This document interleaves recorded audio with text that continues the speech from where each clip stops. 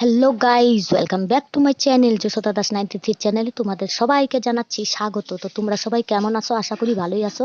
ঠান্ডা হালকা পাতলা পড়ে গেছে, আর যার জন্য ঠান্ডা খুবই লাগতাছিল। আমি সকাল সকাল আশিবাসি কাজ সাইরা যে এখানে এখন আমি ফুল গাছগুলোর যত্ন নিতেছি। ফুল গাছগুলোর মধ্যে নতুন নতুন ফুল দিচ্ছে, যার জন্য আমার খুবই ভালো লাগতাছে। এর জন্য আমি সকাল সকাল এই ফুল গাছগুলোর একটু যত্ন করে দিই, তাকে আমার ও ভালো ভালো ফুল দিতে পারে আর আমি পূজা করতে পারি। আর এখানে গাছের মধ্যে হচ্ছে ছোট পেঁপে, বড় গাছের ছোট পেঁপে আর ছোট গাছে বড় পেঁপে। তারপরে আমি চলে গেছি রান্নাঘরে গিয়ে হেনে ময়দা দিয়া পেঁয়াজ লঙ্কা আদা কুচি দিয়ে একটা ব্যাটার তৈরি করছি। ওই ব্যাটারটা ধরবো গুলা রুটি আর সঙ্গে হইব চা। সকাল সকাল এই গুলা রুটি আর চা খেতে কিন্তু খুবই মানে টেস্ট লাগে। প্রতিদিন তো সময় হয়ে ওঠে না, আজকে একটু সময় পাইছি তো বানাই নি। আজকে আর ভাতের হাঁড়ি বসাইলাম না সকালবেলা। আর এইদিকে আমার আসছে জামাইবাবু, আর জামাইবাবু হেনে একটু মস্করা করতেছে, দেখে হেনে একটু হাসি ঠাট্টা হইতেছিল। আর আমার বড় দেহ যাইতেছে গা, আর বাচ্চাগুলা হেনে হাসাহাসি করতেছে মেসোর কথা শুনে। তো চলো আমি আইসা বসছি গ্যাসের পাশে। এখন গ্যাসের পাশে এদিকে চা বসাই দিছি, আর এদিকে আমি এগুলা রুটিটা করবো, চিলা রুটি বলে এটাকে।